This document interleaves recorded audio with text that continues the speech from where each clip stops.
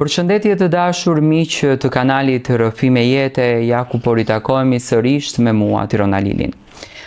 Ditën e sotme nga ky ambient kaq i ndjer, dua të sjell rrëfimin tim të radhës me ju.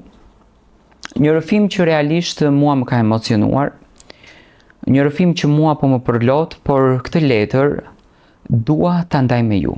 Është letër e një gruaje, të cilës po ja thyen zemrën dhe po ja merr burin vajza e hallës së saj.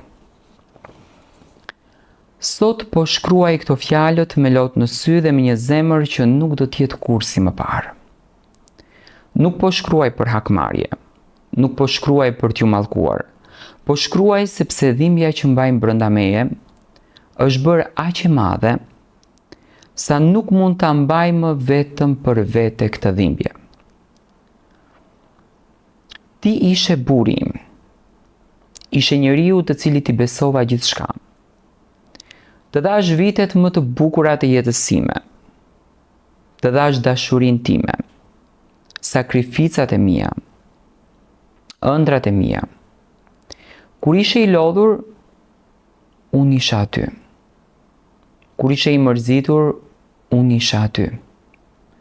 Kur kishe nevojë për dikë që të të mbështes, isha unë ajo që nuk të la kur të vetëm. Mendoja se familja jon ishte e shenjtë. Mendoja se dashuria jon ishte e fortë. Mendoja se ti nuk do të më tradhtoje kur. Por gabova. Dhe ajo më dhëmbë më shumë se nuk është vetëm tradhtia jote. Është fakti se më tradhtove me vajzën e hallës time.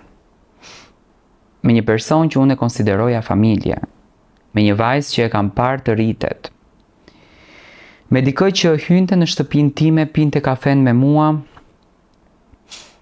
qeshte me mua dhe më përqafonte duke më thënë se më donte pafund. Sa herë kemi ndenjur bashk në tryezë, sa herë kemi bërë plane, sa herë kam menduar se ajo ishte njeriu i fundit në botë që mua në thelb do të më lëndonte. Nuk e di se kur filloi gjithçka, nuk e di se cili ishte momenti kur vendosët të më gënjenit, por unë e di vetëm një gjë. Ndërsa unë besoja, ju po më shkatronit pas shpinës. Ndërsa unë kujdesesha për familjen, ju po ndërtonit sekretet tuaja. Ndërsa unë flija e qetë pranë burit tim, ti po më vrisje nga dalë shpirtin. Nuk ka dhimbje më të madhe se sa të kuptosh se dy njerëz që doje me gjithë zemër janë bërë bashk për të tradhtuar. Nuk ka fjalë që mund të përshkruajnë momentin kur unë e mora vesh. Ishte sikur toka u hap nën këmbët e mia. Sikur dikush ma shkoli zemrën nga kraharori. Sikur të gjitha kujtimet e bukura u kthyen në thika që më godisnin njëra pas tjetrës. Qava. Qava me orë të tëra. Qava derisa nuk më dolën lotët. Por më shumë se lotët më dogji pyetja që ende nuk gjen përgjigje. Pse? Pse ma bët këtë gjë? Çfarë ju mungonte? Çfarë nuk ju dhash? Si ty, ashtu edhe gocës hallës time. A ishte e nevojshme të shkatronit një familje? A ishte e nevojshme të shkatronit besimin e një gruaje që ty personalisht të donte? Ti burim më shikoje në sy çdo ditë dhe më gënjeje. Dhe ti vajza e hallës time më përqafoje shumë edhe më quaje familje. Sot e kuptoj se jo të gjitha ata që të buzëqeshin të duan. Jo të gjitha ata që të përqafojnë të respektojnë. Jo të gjitha ata që quhen familje meritojnë atë emër. Kam kaluar net pa gjumë. Kam kaluar ditë duke pyetur veten nëse faji ishte imi, por jo. Tradhtia është zgjedhje dhe zgjedhja ishte juaja. Unë nuk zgjodha që të lëndoj askënd. Unë nuk zgjodha të gënjej. Unë nuk zgjodha të shkel besimin. Ju e bët.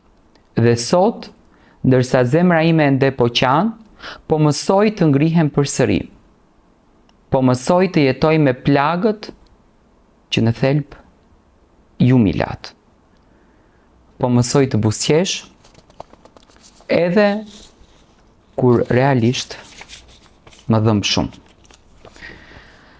Sepse jeta ime nuk mbaron me tradhtin tuaj. Vlera ime nuk matet nga zgjedhjet tuaja. Dashuria që kam dhënë nuk humbet vetëm sepse ju nuk ditët që ta vlerësonit.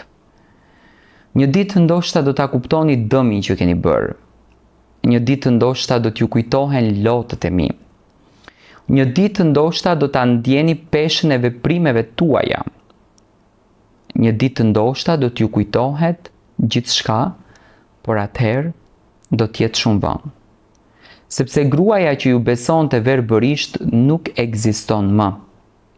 Ajo grua vdiq ditën kur e mësoi këtë të vërtet kaq të madhe. Sot po lind një grua tjetër. Një grua më e fortë, një grua që e njeh vlerën e saj, një grua që nuk do të lejoj më askënd ta poshtërsoj. Dhe megjithse zemra ime është e coptuar, unë do vazhdoj përpara, sepse dhimbja nuk zgjat për gjithmonë, por dinjiteti po. Dhe unë zgjedh të ruaj dinjitetin tim, ndërsa ju do t'jetoni me kujtimin e asaj që shkatruat, me respekt gruaja që u deshi më shumë se veten, por në fund mësoj të doj veten më shumë se ju. Në fakt, kjo është një letër e shkruar nga zonja në fjalë, e cila këto fjalë në fakt ja ka drejtuar, dedikuar bashkëshortit të saj, e kuptuat, domethënë se për çfarë bëhet fjalë, një burr i cili e ka tradhtuar gruan e tij me vajzën e hallës së gruas. Jam rigoros në dimensione të tilla. Gjithmonë i kam thënë vetes që njeriu duhet të qëndrojë njëri në fund të ditës. Dhe sidomos, kur marrëdhëniet bëhen serioze, në aspekt martesor, në aspekt familjar, do me thënë ajo ka një kuptim krejtësisht tjetër dhe ti më nuk mund të bësh lëvizje në atë drejtim. Dhe mua sinqerisht më vjen shumë keq që në vitin 2026 ekzistojnë burra të tillë që shkelin me këmbë dinjitetin e tyre, shkelin me këmbë vlerën e tyre për disa ndjenja që në të vërtet ato nuk munden më t'i kontrollojnë.